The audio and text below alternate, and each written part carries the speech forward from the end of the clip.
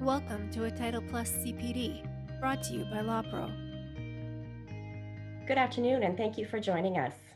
Today, Title Plus Title Insurance is pleased to offer this program, focusing on the impact that COVID-19 has had on both the real estate and construction industries.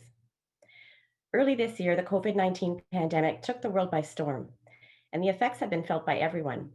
Solicitors have had to adapt to new processes, and clients have had to adjust as well. All this change happened very quickly and under intense pressure due to a thriving real estate industry. Today's presentations will focus on how the pandemic has fueled the real estate market, and we'll also go through some of the issues that we may be faced with if and when the market cools. We also hope that by the end of our program, we will have given you some food for thought on how solicitors may be able to engage with clients who are getting ready to embark on a custom build or gearing up for renovations. I would like to take a minute to thank the Toronto Law Association for hosting today's program and remind you that the program has been accredited for 1 hour of professionalism, as well as for the LawPro Risk Management Credit. If there are any questions, please feel free to type them into the Q&A box, and we will do our best to address all of them, time permitting. Our first speaker today is Ray Leclerc. Ray joined LawPro in 2008 as Vice President of Title Plus.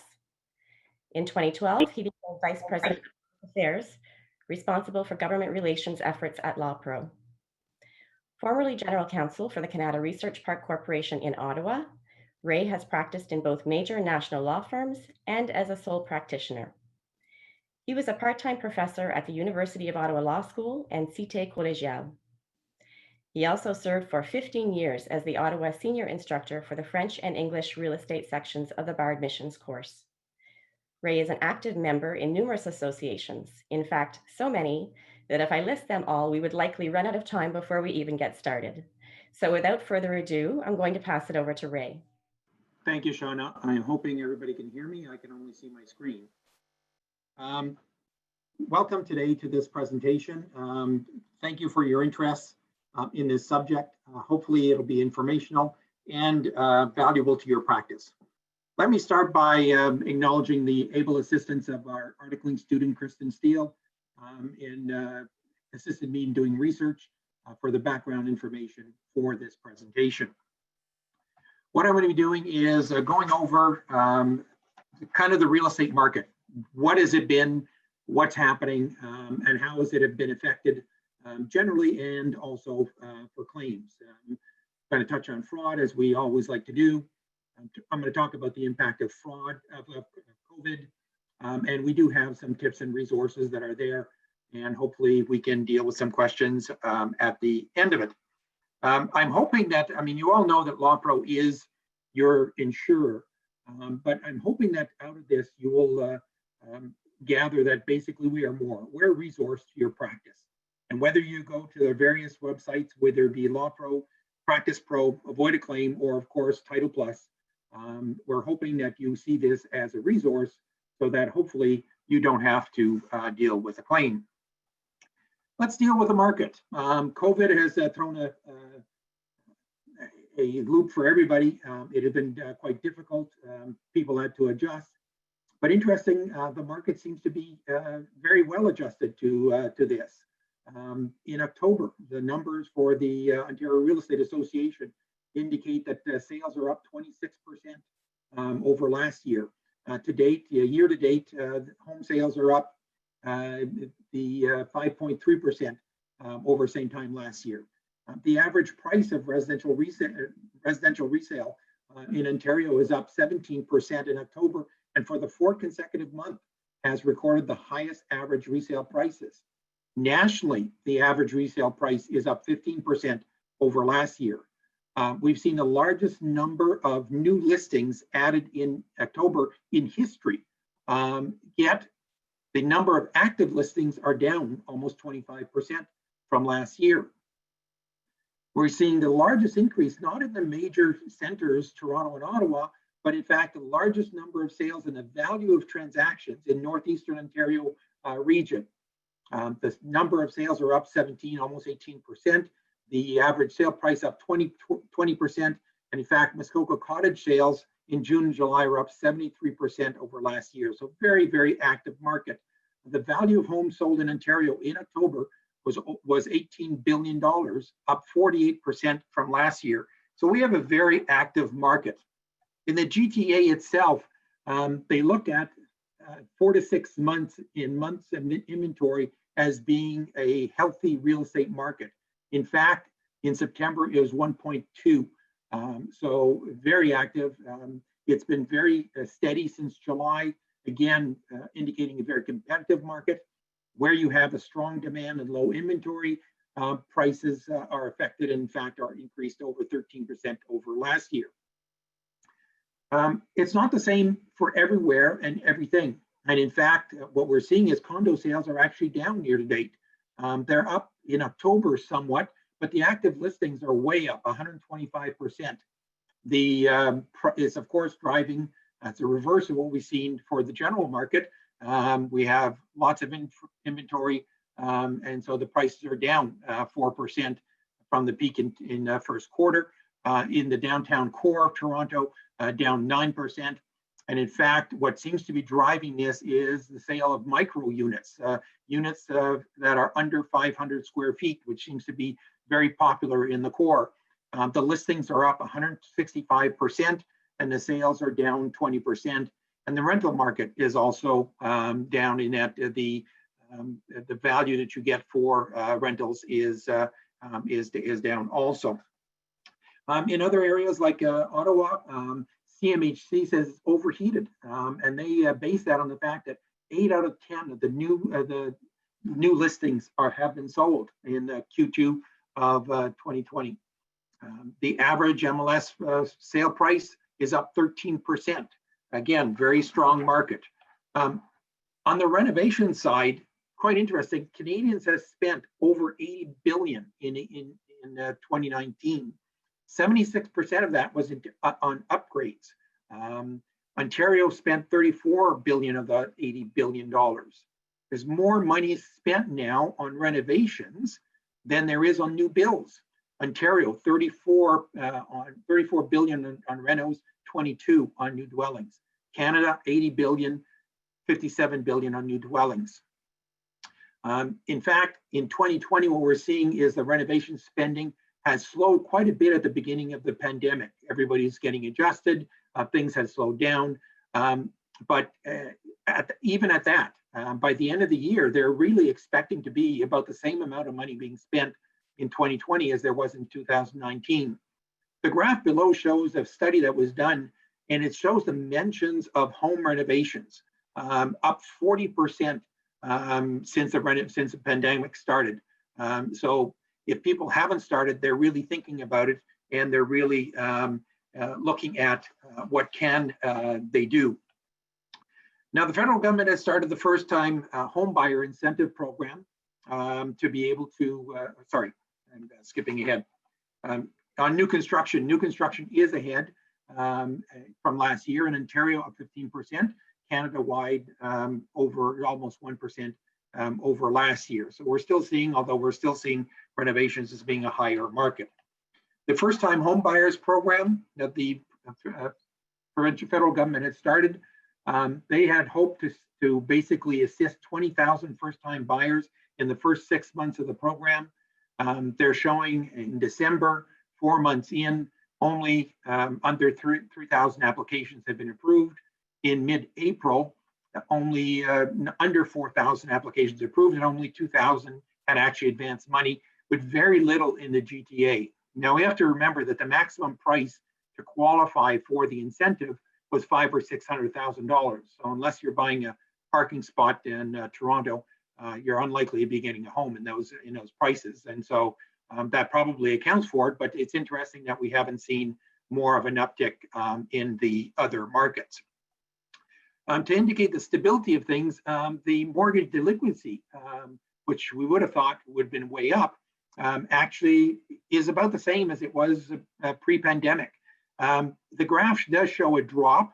That's probably attributable to the mortgage deferrals. The mortgage deferral program allowed people to put off their payments, which of course means that they would have come off of the list of delinquencies, but they're probably popping back up now that the deferral system program is at an end or coming to an end. And so They appear to be where they are. So it appears that we still have a strong market that is going forward. So what does that do to claims? Well, as you know, real estate is the second most active area of claims for LawPro. We see the most, second most in numbers and also in the cost of repairing those claims. We always ask, why do claims come in? And so when we look at the general picture, these are all areas of law. There's four drivers typically that we see come up over and over again: communication, time management, inadequate investigation, error of law. In that order is typically what we see. We analyze it by the number of files we get. And so this is the number of files. And if you look again by cost, we're in the same boat, basically the four drivers. But what is interesting here is we're seeing a shift where time management has traditionally been number two. It is being displaced by inadequate investigation. We have situations now where basically that is becoming the second most common reason why there are claims against lawyers. Now, when we drive this down specifically into real estate claims, you can see that, again, communication, inadequate investigation, the top two are really the very reason why we have these kinds of claims. So we usually try to give you examples of what does that mean, communication, inadequate investigation. So let me go through a few of these. Now, to make it a little different, instead of taking the cases that LawPro, the claim files we have, I thought I'd go into court cases, basically, that have set out. Inadequate investigation can be as basic as, in the Zared case, where the lawyer never communicated the closing date to the client. So imagine this, the lawyer gets an email from a client they acted for before. Would you act for me again on the purchase? The answer is yes. The name of the lawyer is sent to the developer. Before closing, the developer is sent a letter saying, okay, closing date has now been set as blank date.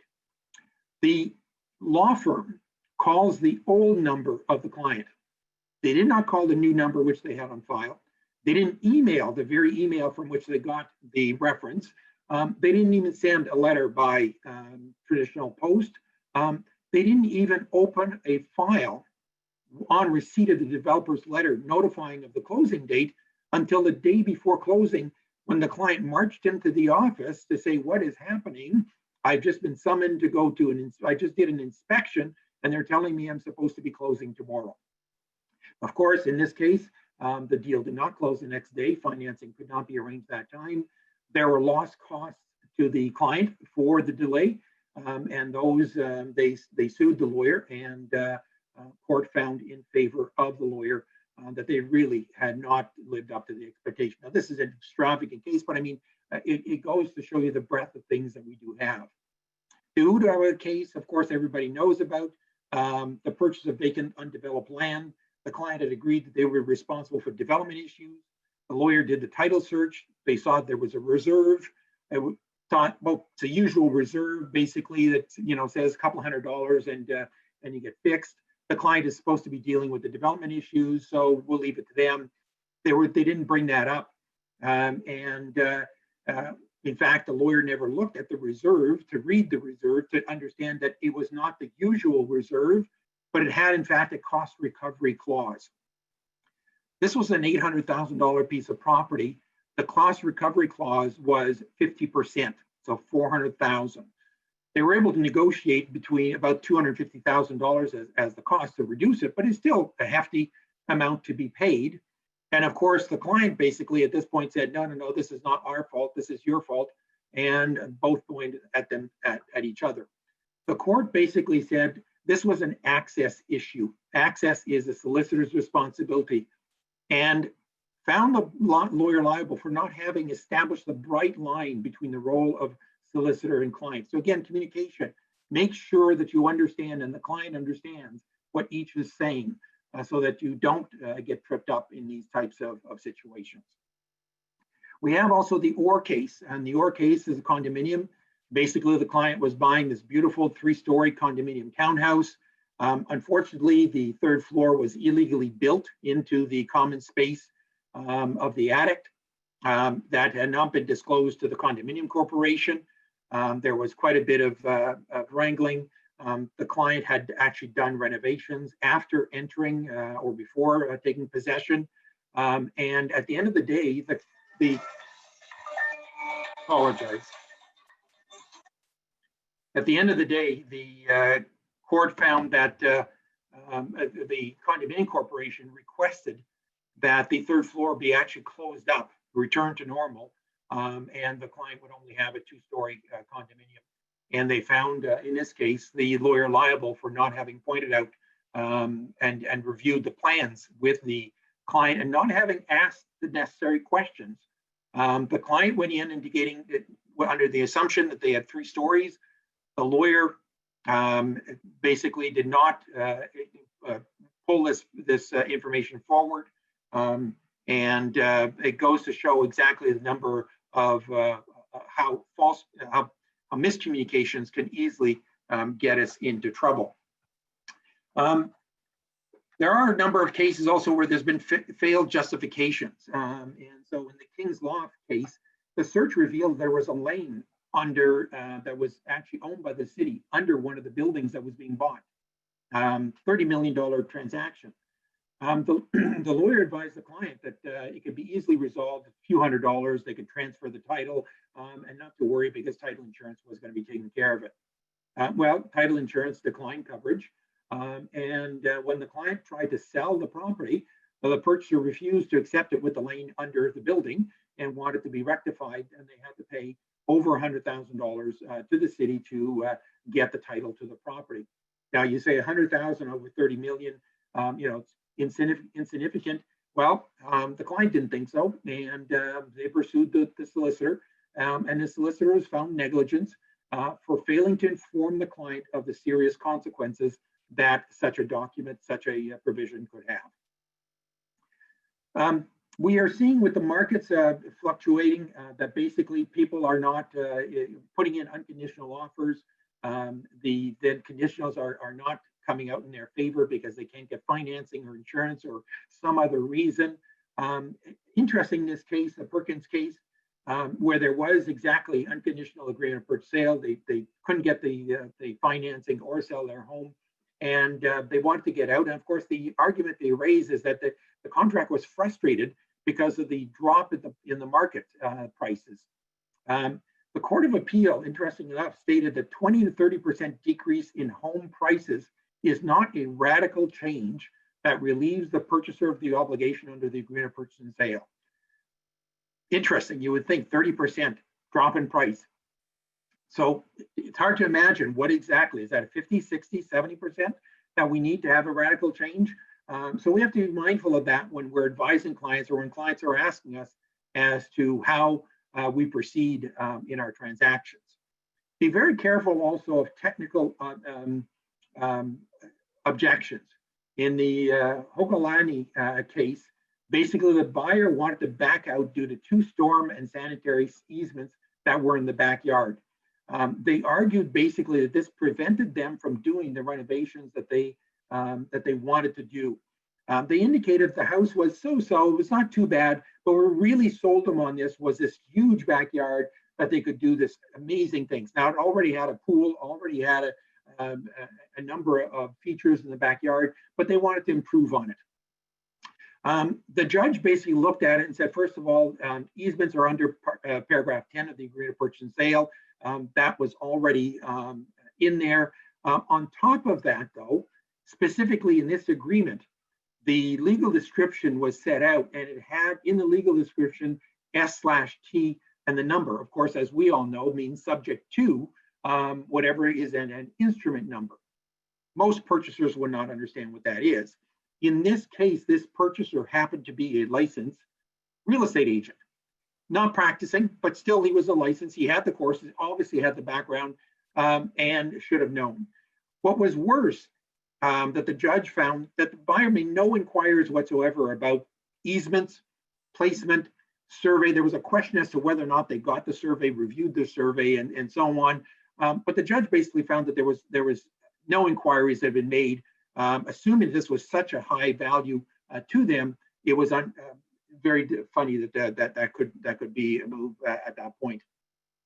The court found that the easements did not materially affect the use of the property or affect the enjoyment of the property in any significant way, which is basically the standard that you would have under the paragraph 10.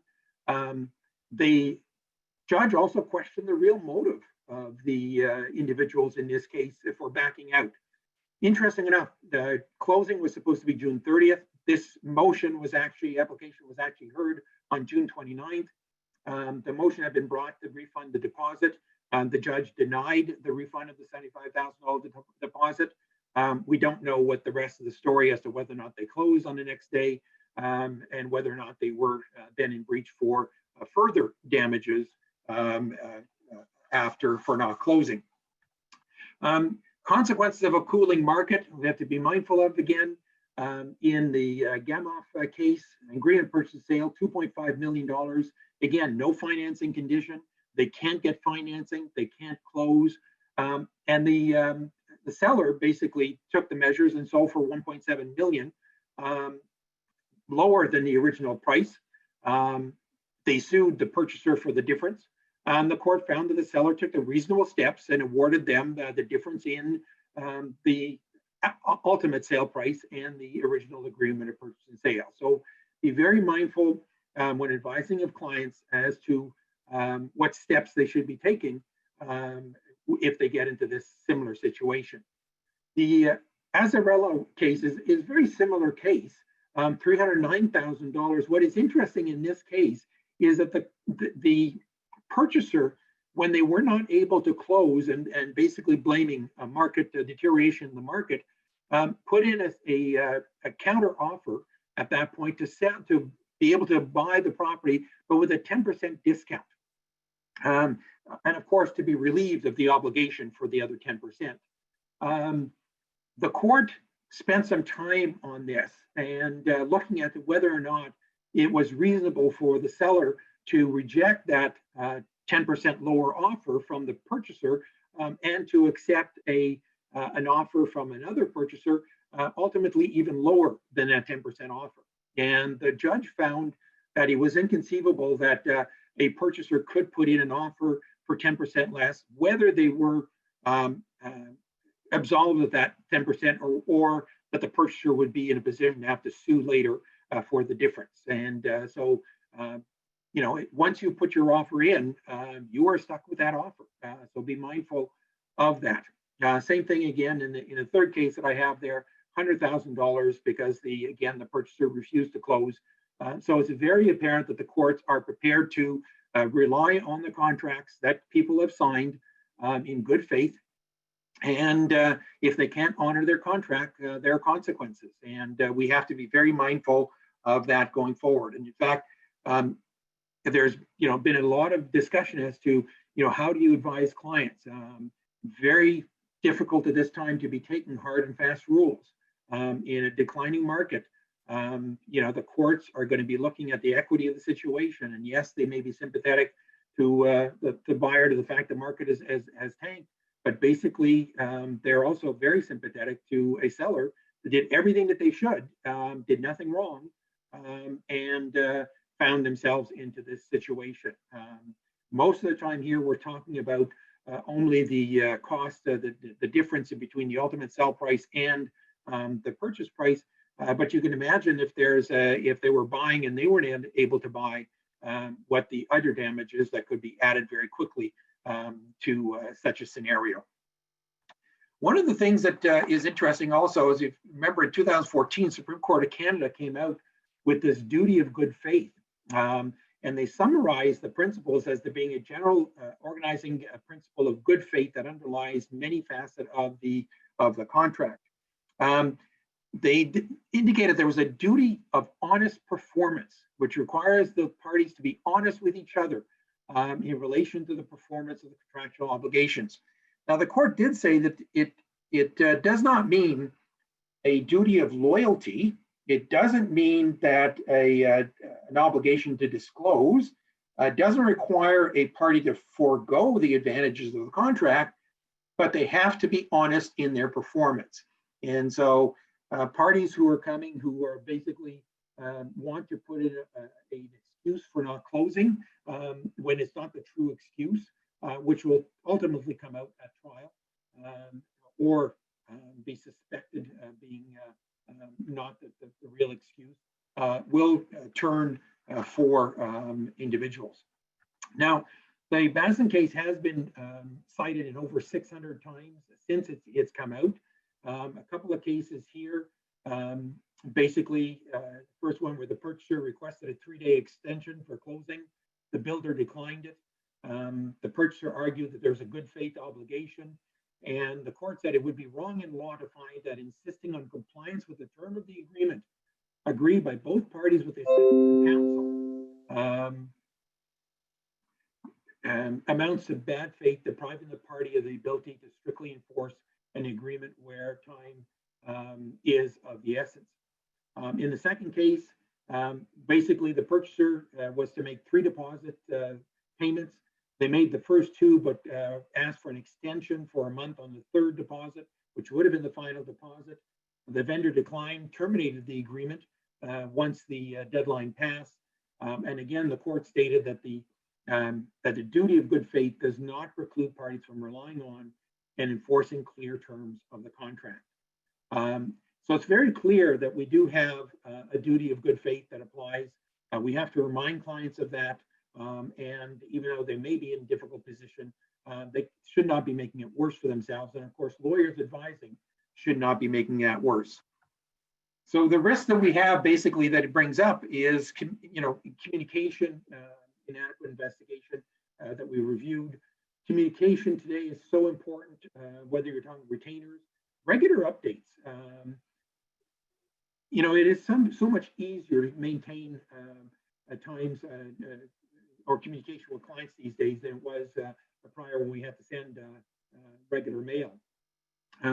Make sure that you get directions or acknowledgements, or at least put down in writing what major decisions are made and instructions that they give to your client. Make sure the report reflects the actual transaction that you've done, not just the standard report that comes out of your word processing system, but the one that reflects the curves that basically you had to deal with during the transaction. Remember to try to involve the clients also in the transactions.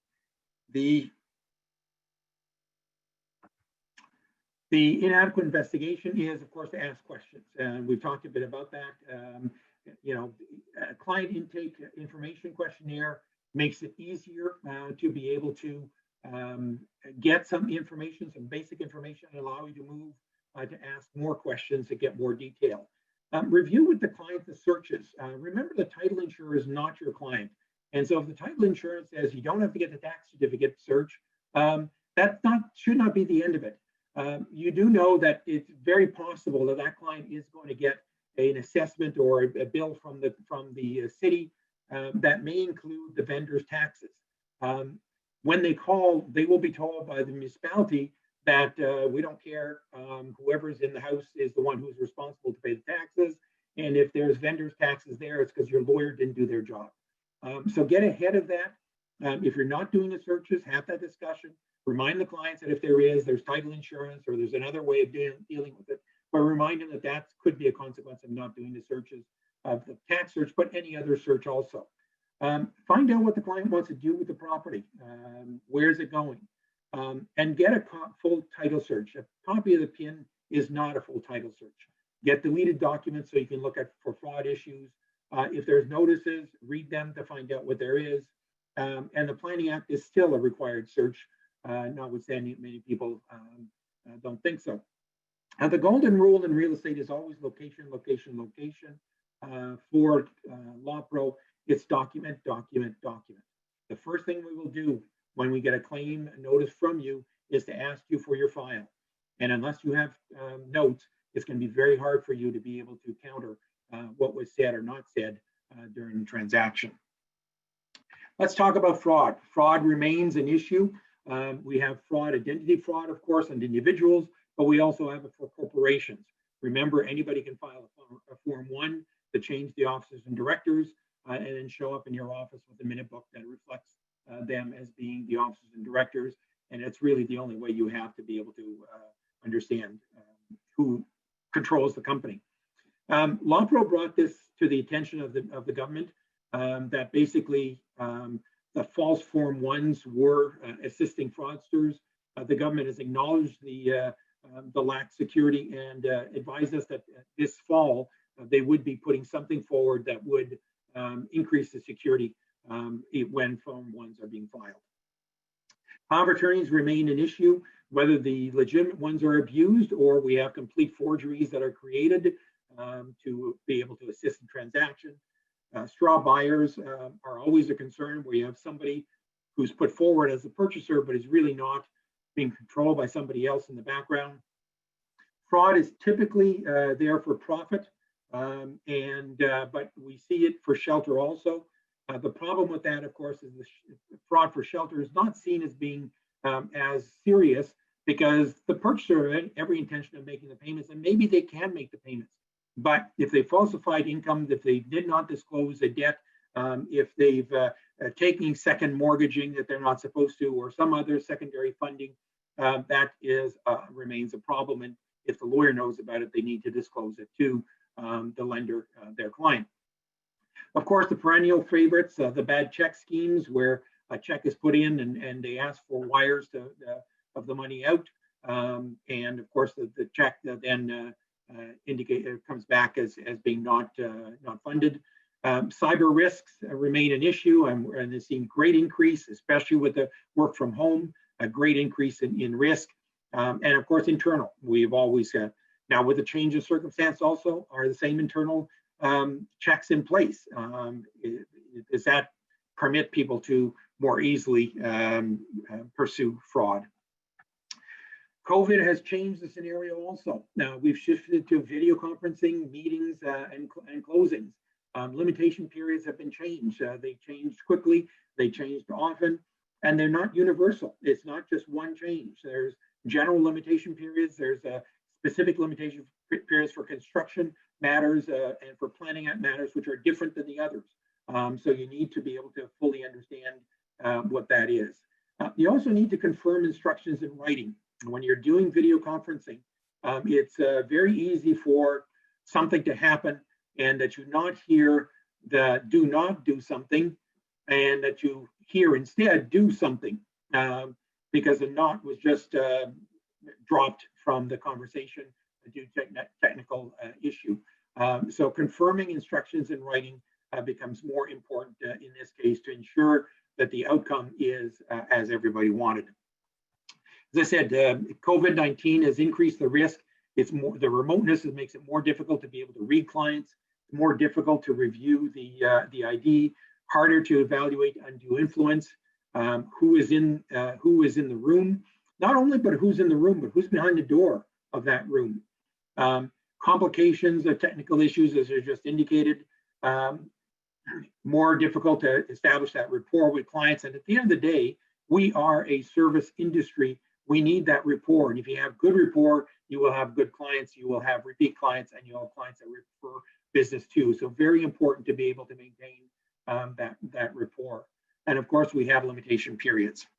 Now, specifically on COVID claims, LawPro has seen a number of them. We've seen about 30 of them.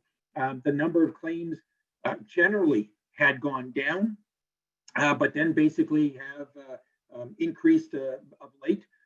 We are anticipating that we're going to have maybe slightly less claims, but what we're seeing is the cost of those claims is about the same as last year.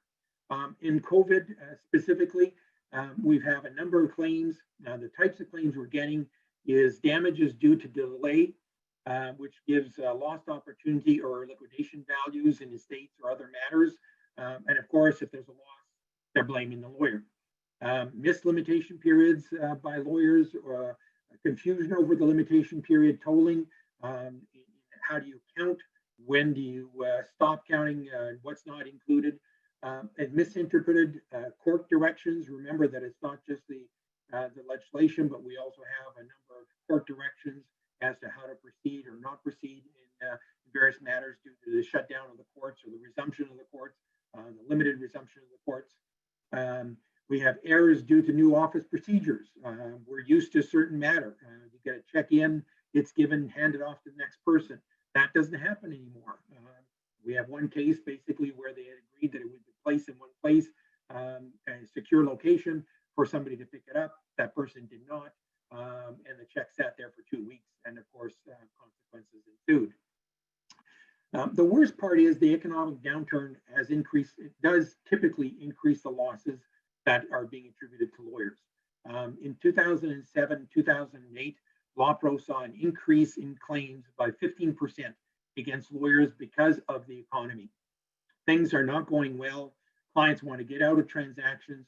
Clients perceive that they can't get out of transactions for whatever reason and it's of course the lawyer's fault, and a claim is put in. That we may be successful in defending you and indicating that no, it's just the circumstances of things, it's not the lawyer's negligence, and the lawyer had nothing to do with it, but you're still caught in a claim. We're very concerned about these types of claims.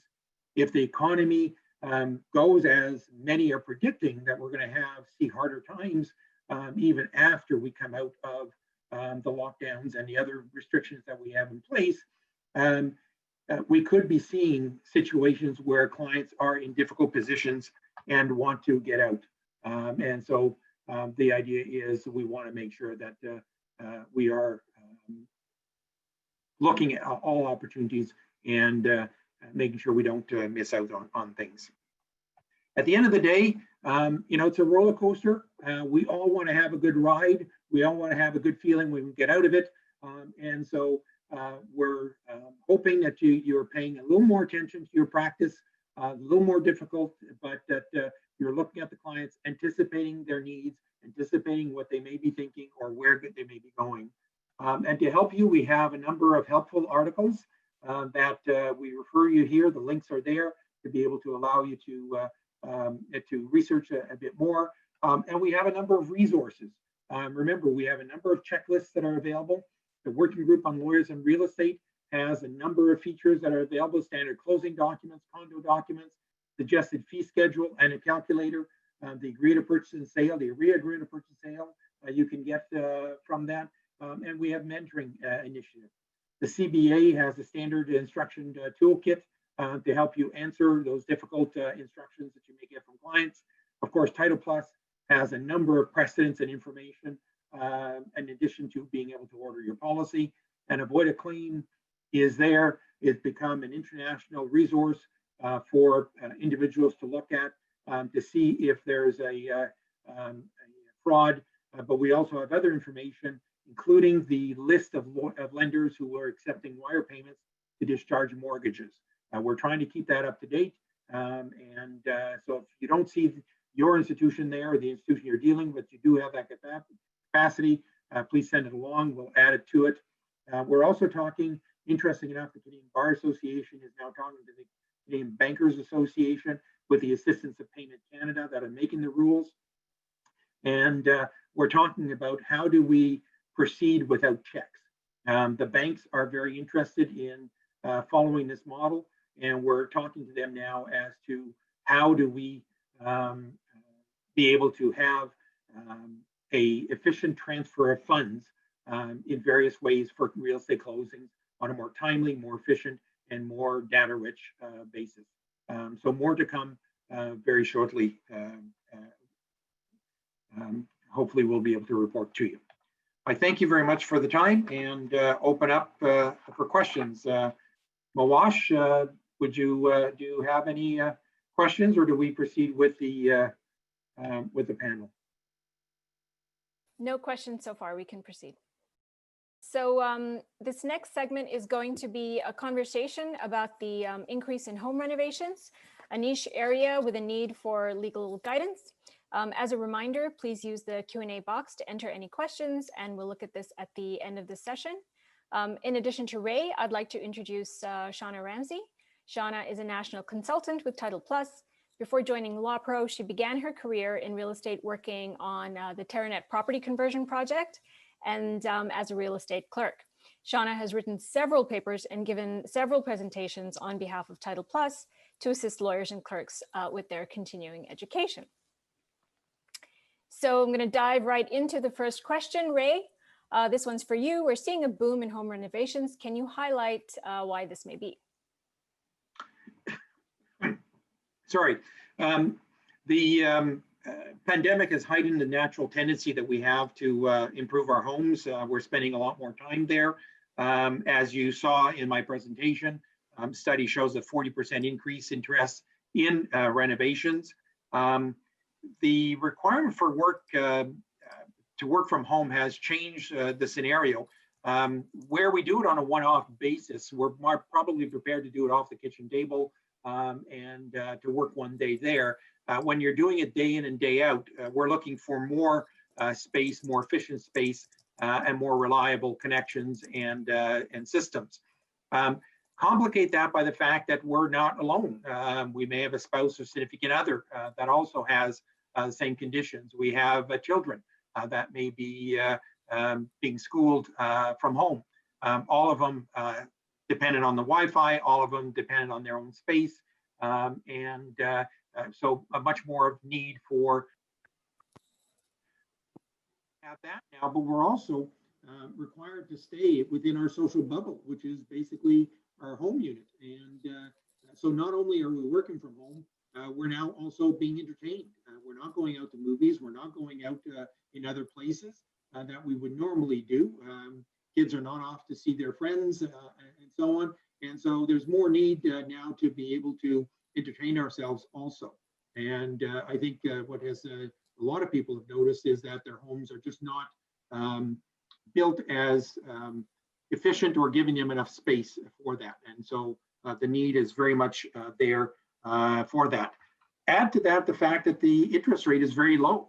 And with interest rates being low, accommodation or the availability of credit is much better. And so we have all of these circumstances coming together to push people to move on their thinking of renovation.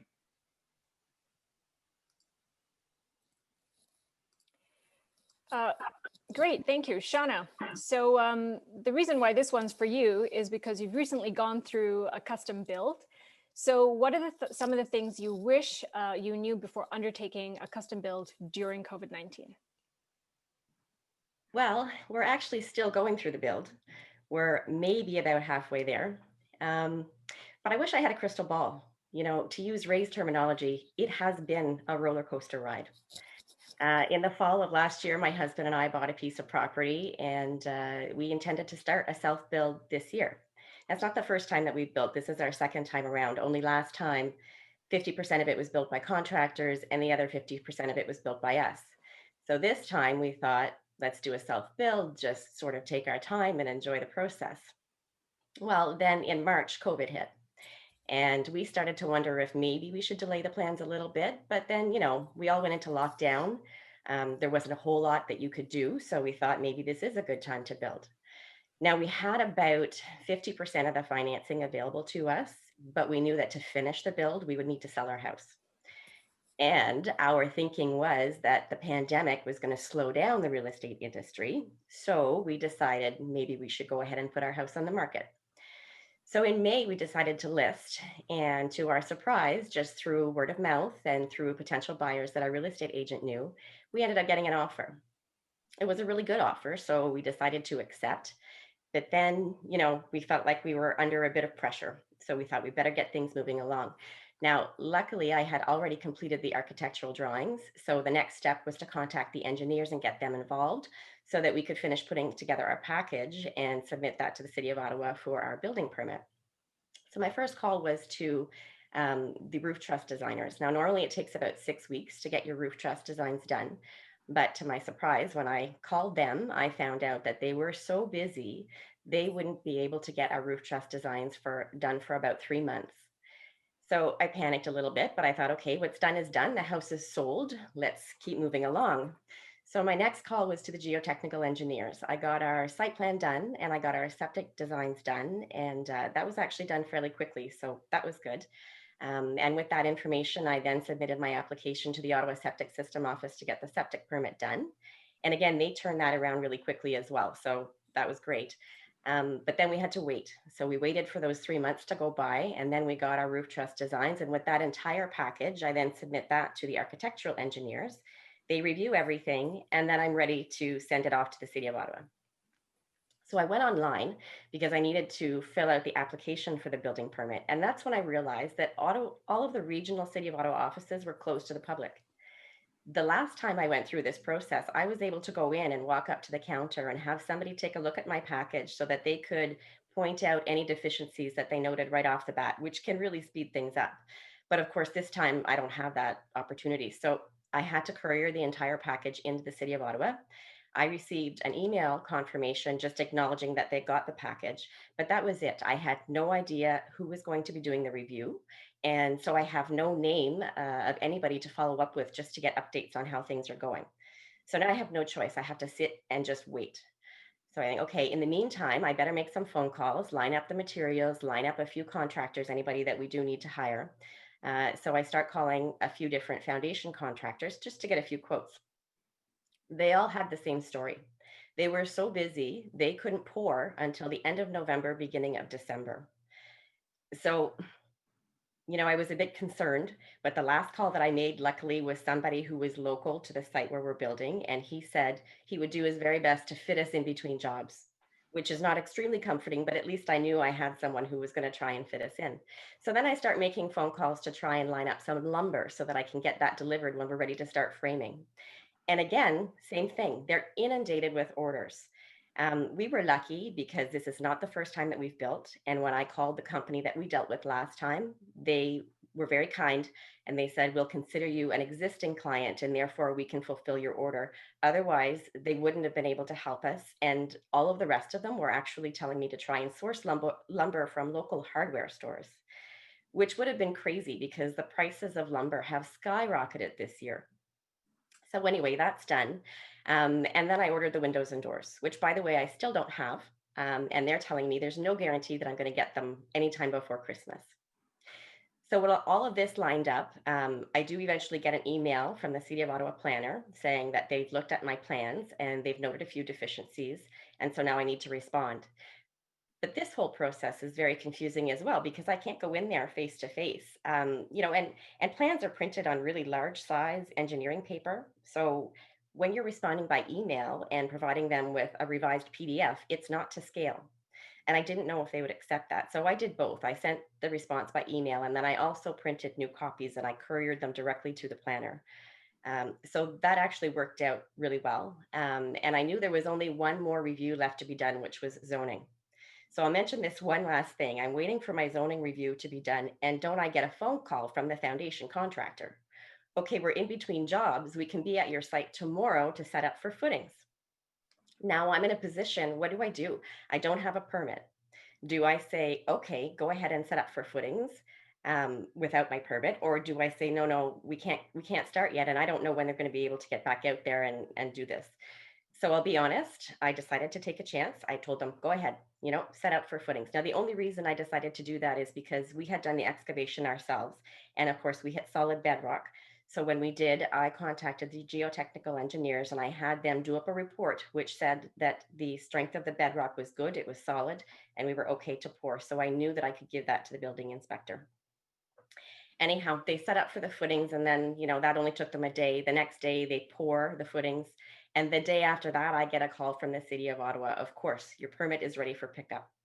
So tail between my legs, I called the building inspector and I said, you know what, I'm sorry, but we've been waiting for so long for this permit. We poured our footings yesterday. Can you please come out and do the excavation inspection? Which she did.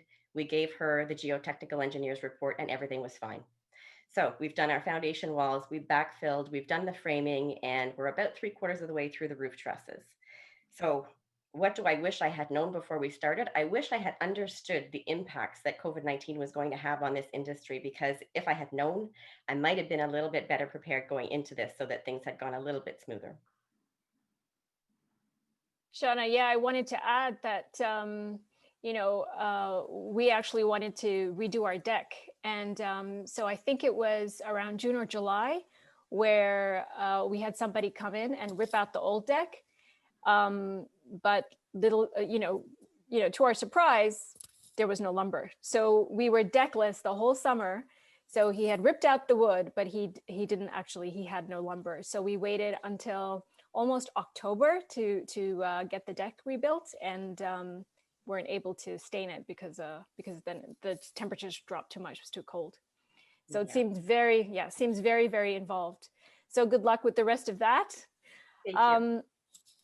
So Ray, I'm going to move on to the next question. And this is about drafting the agreement of purchase and sale. It's an area where lawyers often don't get a chance to be involved. And it's a real shame because the agreement really forms the basis of the whole transaction. So how do you see this changing when it comes to home renos and custom builds? It's a great question, and it's one that we've been struggling with forever. In fact, I don't think I see this changing at all. I don't think that clients are putting lawyers ahead in the process. They're falling in love with the home. They're falling in love with the lot. They're falling in love with the idea of building or renovating and moving ahead, and not clearly understanding the risks that's in front of them. So how do we deal with this? I think social media has given lawyers a different way to be able to approach clients. Not in telling them what to do, but basically giving information on the process. And I think if we use the websites, the social media, whatever other blogs, other newsletters, that can all be done very easily and much more cost efficiently these days. It can be sent to clients to show them, that first of all, the lawyer understands the area, is knowledgeable in the area, and encourage the clients basically that way to approach them. There are so many things that lawyers can be involved with when it comes to home renovation, custom builds. Not everybody's been through it like Shauna, where they're building their second home, where they've been through it, and notwithstanding that, she's still caught short because of the changing circumstances. So, the first time a client goes through it, there are a number of things that people don't understand and don't know. If they find out too late, it can be costly. People are not familiar with the process, they're not familiar with the risks. You want to look at that. That's where a lawyer can be of help. And a tiny little article, a tiny little tweet about a certain process, a certain mindful would be very helpful. Lawyers should also, be looking at who else is involved in a transaction. To talk to, real estate agents, make sure the real estate agents understand the lawyer is knowledgeable in this area. So if they have a client who asks the question, then they know where to direct the individual. If the agent knows that they're looking at doing renovations, may also be able to steer them to the lawyer earlier than later in the process. But you have, city engineers, you have all kinds of architects and engineers that are out there also. Again, expanding your network or just contacting the network you already have. A lot of lawyers already have these connections, personal or through their business connections.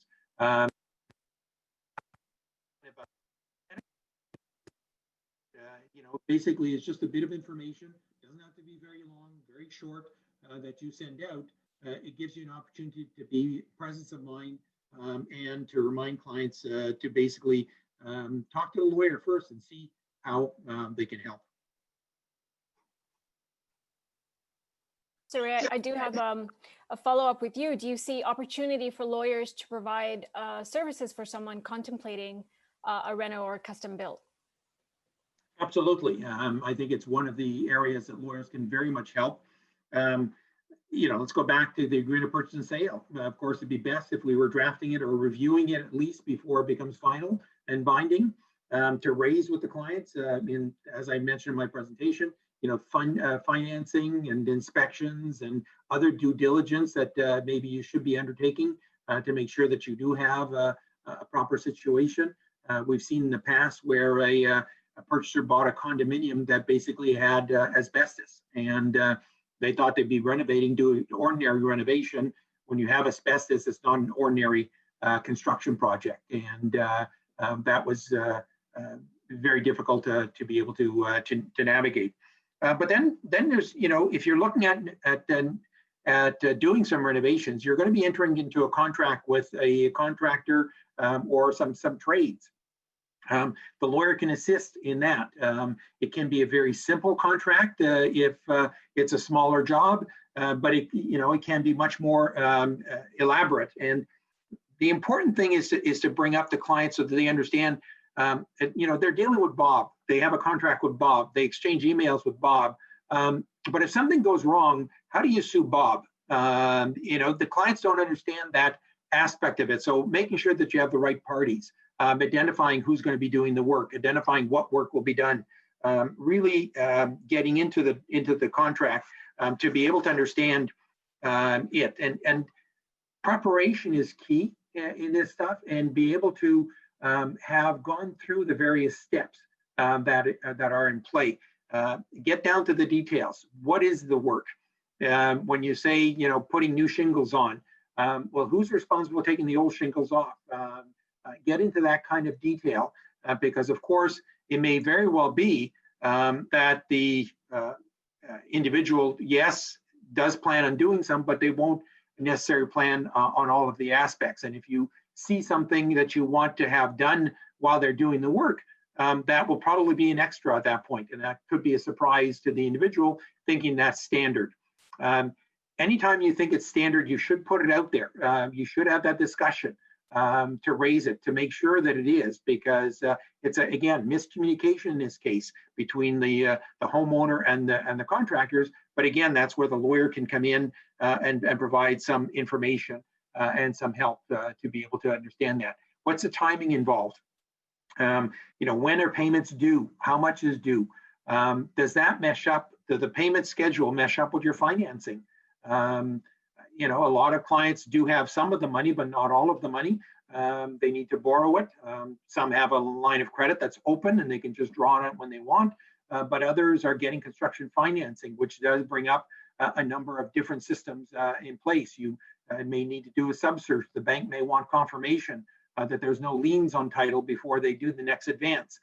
Those things all have to be considered and put into play so that basically it will be there.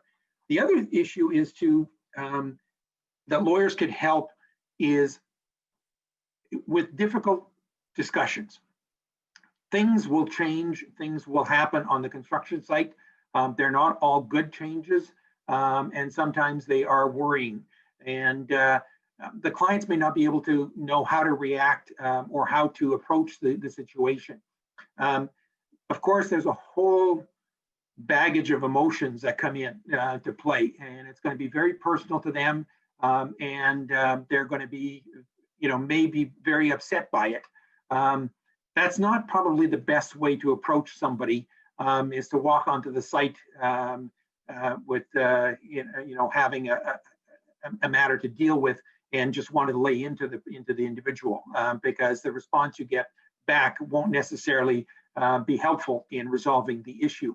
And so having discussion with the lawyer about the issue, about how to structure the issue, the discussion about what should be said, what not be said, and maybe even deciding that this is something that is too emotional for the client, that it's better to have a third party come in and do the bidding at that point. And that's where the lawyer can obviously be of place. So very important to look at. But in looking at the process also, clients won't be attuned to what the process is. As Shauna indicated that, the city offices were closed. Well, during the COVID, the Planning Act Committee of Adjustments were closed and not dealing with it. And they're starting to deal with now, but they have a backlog. So those kinds of things can be very helpful to bring that in place. And discussing with the clients if there's a minor variance, a change of use that needs to be put in place, what the process is, understanding what that is. So I think there's a lot to be done by lawyers. Also just raising the issue of, how to deal with things.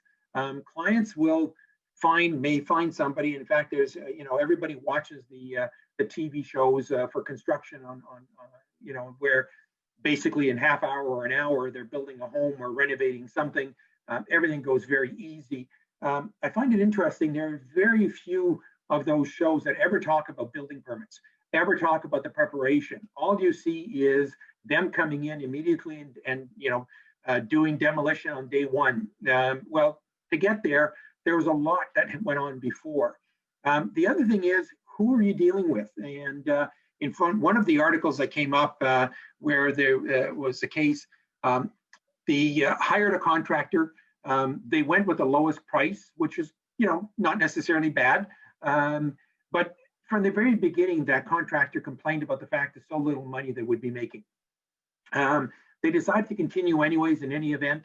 And what happened, in fact, is that the contractor rarely showed up on the site to see what work was being done.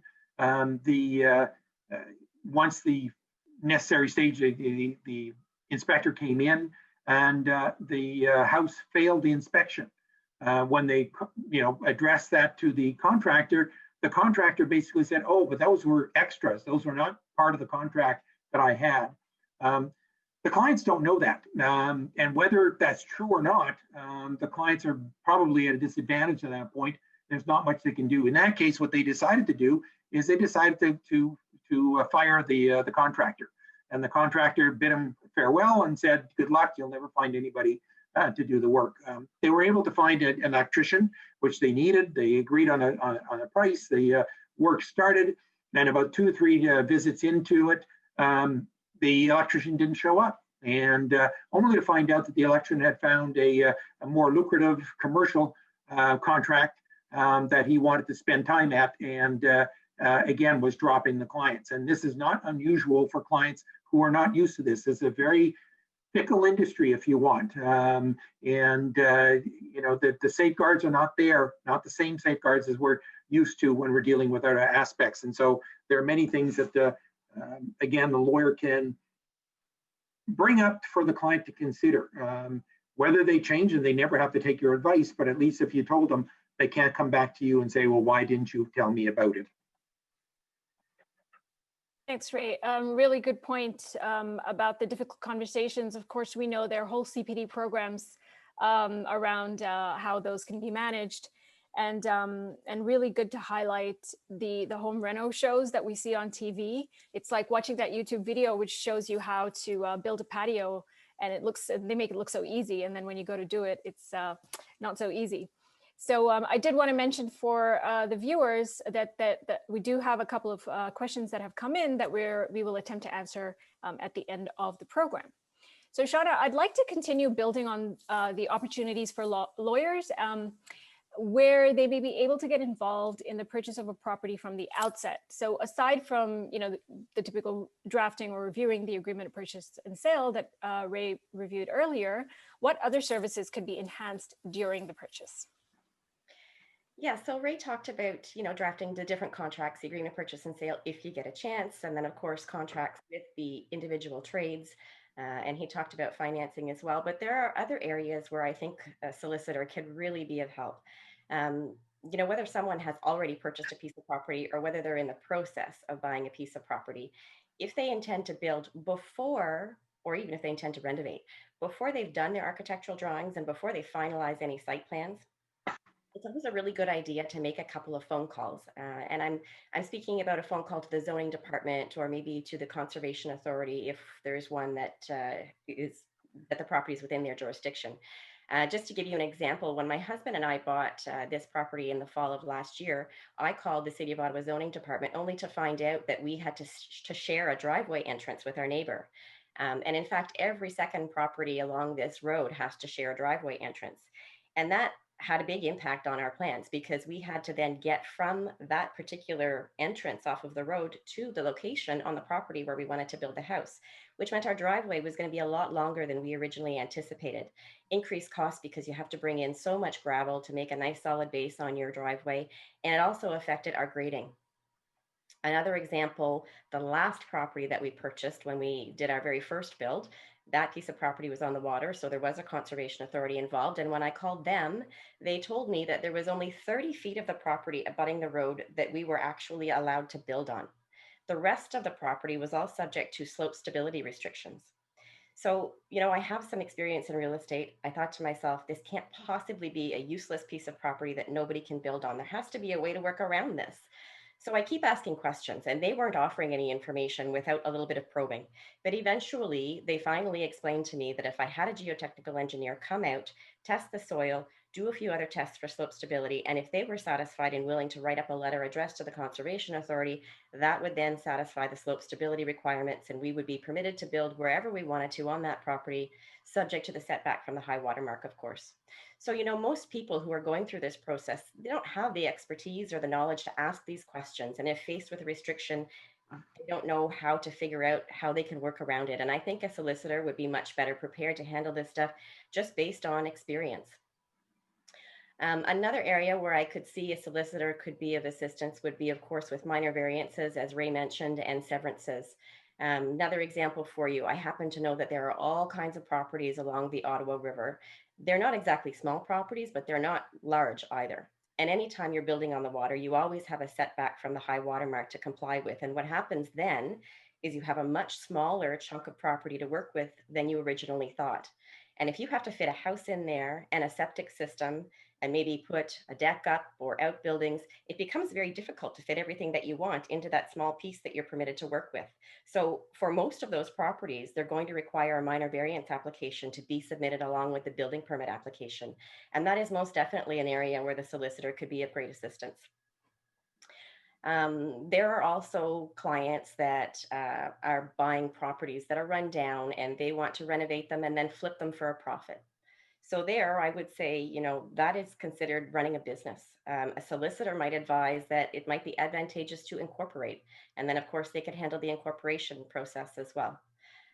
You've got some people who buy vacant land because they want to build a house, but not necessarily to live in it themselves. It's because they want to sell it to a third party. Well, that would be considered a builder. A solicitor could advise them, you're going to be considered a builder. You probably should get registered with Tarion. Here's the process. May I help you through it? The last thing I would mention here is something I would call professional collaboration. Whether you're building or renovating, there are always going to be a multitude of different professionals that are involved. You've got your real estate agent, appraisers, architects, engineers, you've got mortgage brokers, insurance brokers, and so on. And of course, your solicitor. Now, of course, the client has to be the one to retain each of these professionals.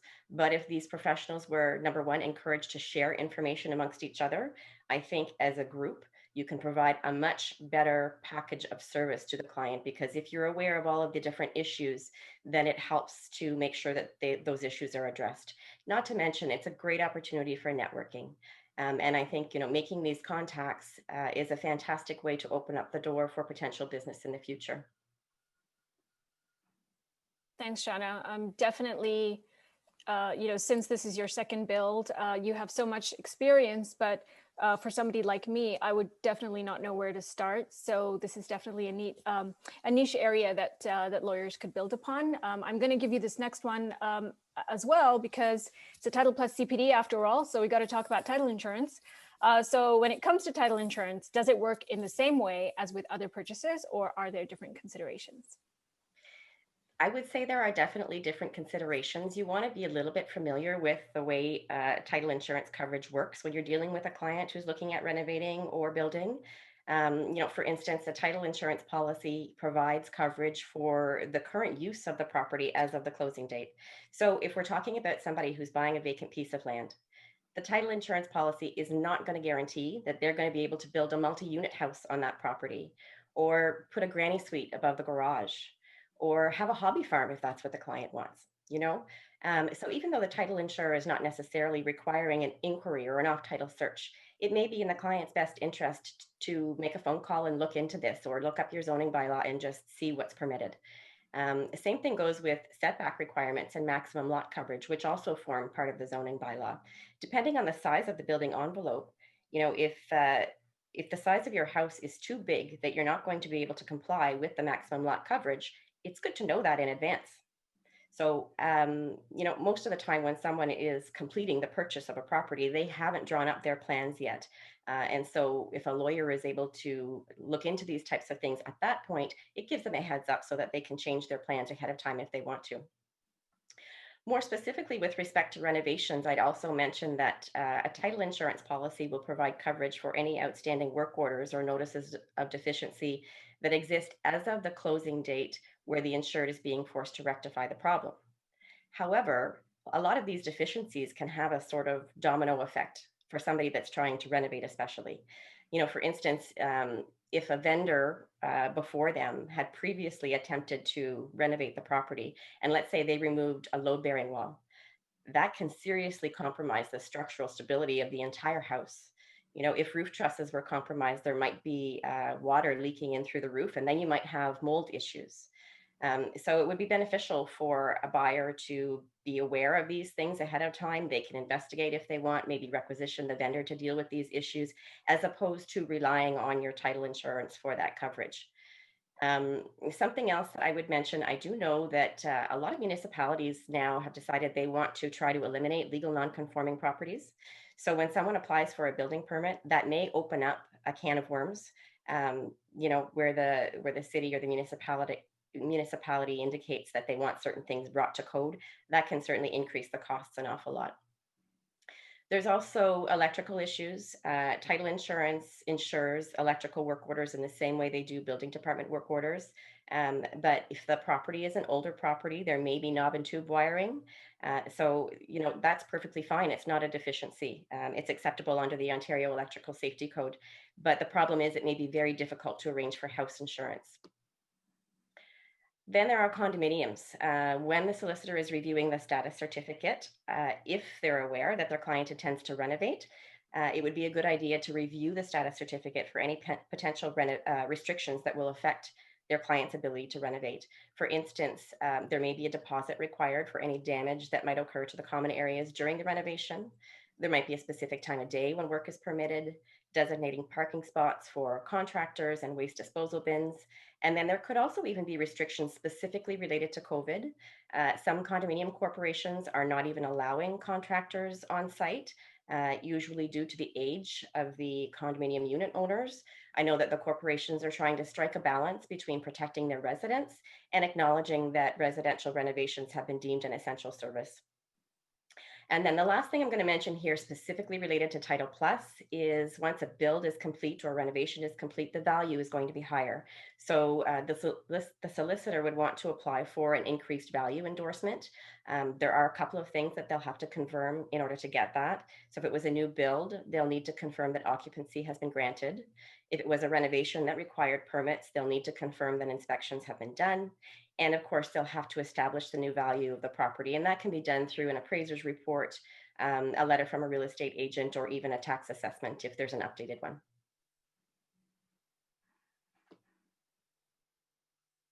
Thanks for that, Shanna. I do want you to continue. And my next question was, when there is the intention to renovate or build, are there other aspects of purchasing property that the lawyer might discuss with their client or raise with the client? Yeah, absolutely. Now, some of these things the solicitor might be able to assist with, and some of these things maybe the real estate agent has hopefully caught. But the first thing I'll mention is a heritage home. They can, drastically increase costs for renovation. Oftentimes, you actually won't be able to renovate the exterior. And when you're renovating the interior, there are usually specialized materials that are involved and sometimes specialized trades. So much more expensive than, your, I won't say normal renovation, but any other renovation. Again, UFI and asbestos, which Ray brought up earlier, is an entirely different process as well, because if that is present, a renovation guaranteed is going to disturb that UFI or asbestos, in which case it becomes a health hazard. So, you have to remove cabinetry, you have to remove plumbing fixtures, and hopefully they don't get broken while you're taking them out. Take down the drywall, and then have, specialized contractors come in and remove all of that UFI and asbestos. Then replace it with brand new insulation, put your new drywall back up, cabinets, maybe you have to replace some of them, plumbing fixtures, electrical fixtures, paint, put new trim up, much more increased costs. Something else here is environmental concerns. If there was an underground oil tank, it's always possible that there may have been some leakage into the soil. In fact, this did happen to my husband and I several years ago when we looked at a property. So they have to come in and test the soil. Then they'll have to excavate the entire area, test it again to make sure that they removed anything that was there, and then have to bring in clean fill, grade it, and landscape it so that you're not left with a mess. So, these are not always things that the solicitor is going to be able to help with, but just as a heads up, keep an eye out for them. Maybe one last thing I'll mention, and that would be grow ops. Now I'm not talking about those 4 marijuana plants that we're legally allowed to have right now. I'm talking about a grow op where they're growing a large quantity. Definitely going to have a lot of mold issues there because the humidity levels are going to be very high. They also may have made changes to the electrical system for all of the lighting that they have to have in there, and then any changes to the HVAC in order to have that circulation as well. Thanks. Just in the interest of time, I'm just going to mention that we do have 2 more questions for the panel, and then we're going to try and answer some questions that have come in. So back to you, Ray. I want to talk a little bit about financing.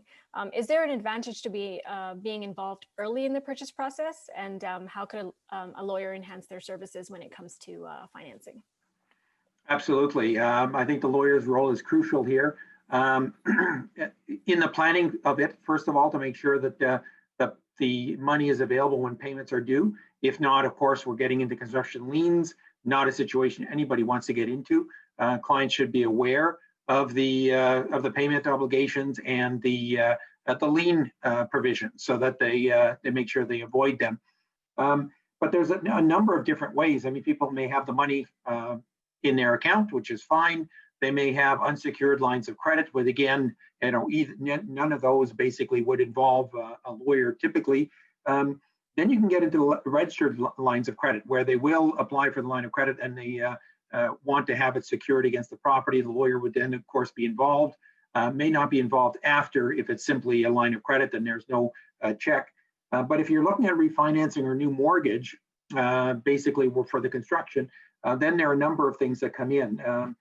There's a great advantage right now with the low interest rates to maybe refinance. What's interesting, I've been seeing on TV is a number of presentations where people were surprised by the payout statements that they're getting, the default penalties, the payout penalties that they're faced with. They think that they have a mortgage, they can simply pay it off, and that's the end of the day. Or at worst, they get 3 months interest. That's not too bad. What we're seeing now is, of course, the interest differential, which is coming into play. And so it's very important that the clients get an early review of the mortgage to make sure to find out what their obligation is before they undertake steps that basically force them into a situation where they have, and some clients are paying $20,000 and $30,000 to discharge a mortgage. That upsets your budget very easily when you're going forward. The other thing is that just getting a second mortgage, although that's a very simple process, you have to remember that most first mortgages have a provision that does not permit secondary financing, not at the time that you're putting it in originally or anytime after. And so by putting a second mortgage on, you can very much be in a situation where the first mortgage is now in default. As the lawyer, it's an interesting position because if you were the lawyer who put on that first mortgage, then that is still your client and you're still liable. You cannot put that second mortgage on without advising the first lender, and of course, advising your client of that so that that doesn't happen. Interesting situation if you've never acted for that first lender in the first place, as to whether or not you need to disclose. At minimum, you need to disclose it to your client that they are putting themselves in a default position with the first mortgage, and what that implication may be, including the payout penalties that would be in place. When we're talking about renovations, again, it's the timing of the money that's available. When is it available? The fact is a 10% holdback, that won't be, that affects cash flow. Yes, you think you have $1,000, but if you have to hold back 10%, you now only have $900. Where's that extra $100 going to come from if you really need it? So all of those things can be very helpful for the lawyer to bring up to the client in the first place. Thanks very much, Ray. I do want to direct the last question to you as well. So if a lawyer is interested in becoming more involved in this industry, how would they go about getting the clients? And are there any practice management concerns or issues that they should be watching for? There are a number of things. I mean, there's a number of ways that lawyers can be involved. We've already talked about the agreement of purchase and sale, the contracts with the third parties, and so on. Even just planning a successful project, making sure they have all the steps. And that gives me an opportunity to introduce one of the handouts that we have. We have a checklist that we made available to lawyers. When we put this checklist together, we started on a claims prevention aspect. Let's give lawyers something to make sure that they have a list of, pretty much everything that they should be thinking about or raising with the client. So that was the motivation, but then we quickly saw also that it could actually become a marketing tool for the lawyer. So you'll notice that the handout that we have does not have any branding on it. That's so that the lawyer can brand it themselves. Take it, send it to your clients if they're interested in it, and tell them, invite them to have a discussion with you about the various aspects. It gives a good overview of all of the elements. We hope all of the elements. And in fact, throw a challenge out to all of who are listening here. We'd like to hear back from you, feedback. Is this something that's useful to you? Does this work for you? Does this work for your clients? Also, did we forget anything? Is there an aspect that we should have raised on that checklist also?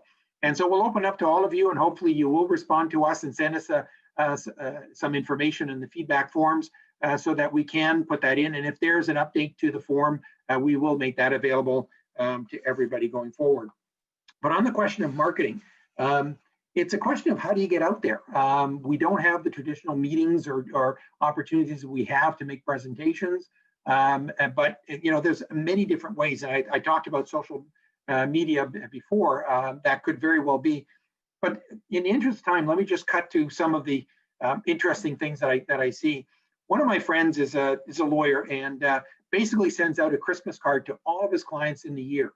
And that may not be unusual if you want, but what's interesting is in his Christmas card, he has a one-pager of other things that he does just to bring it to client. And he says it's interesting how many people have called him up to say, oh, you did our real estate, or you did our will, or you did this.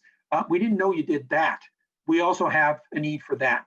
And he says to me, basically every year he pays his cost by the new clients, the new files he got from the old clients. It's a presence of mind issue. The other thing I find interesting is my accountant basically every year sends me a birthday card. Again, why? I'm not quite sure. But it's interesting because at that time, it brings him back to my mind anyways. And if there's anything in accounting issues I think of, I can bring them up at that time and remember, I should give him a call. Again, lawyers should be looking for opportunities. It is much easier now these days, much simpler, much more efficient. You can have systems that automatically do this. It doesn't have to be mailed. It could be email. It could be some other way. It could be a tweet. There are ways that it can be done, can be automated for presence of mind. And so encourage very much lawyers to be looking for those opportunities to be able to address, to remind clients that you're there to help them, to assist, and to help them have successful projects. Thanks very much.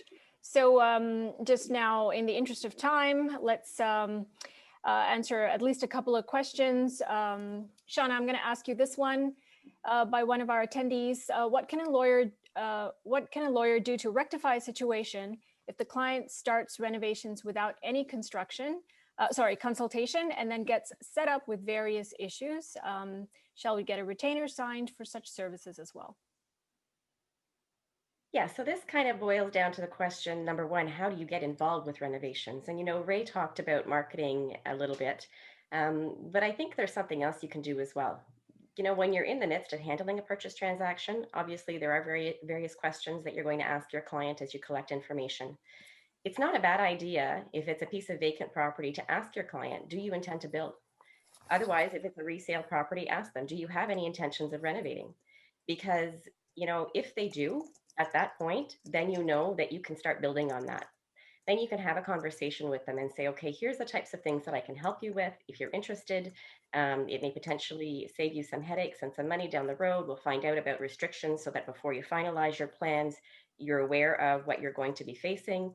And then, yes, I would suggest once you've established the boundaries of that relationship and how you're going to serve them, then it would be a good idea to develop a retainer from that. Thanks, Shauna. There was, again, in the interest of time, we just have a few minutes left.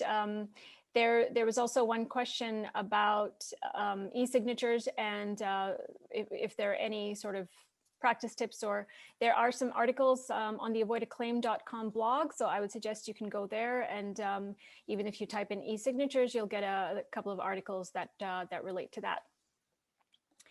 So there's a checklist also. We have a checklist for virtual meetings and so on. There's also for virtual commissioning, there's the Ministry of Attorney General has a guide that's very useful on how to do e-signatures and what exactly is needed when you're doing it on a virtual element. Okay, and our time seems to be coming to a close. So I just wanted to thank you to everybody for joining us, and Ray and Shauna for giving us some really great information.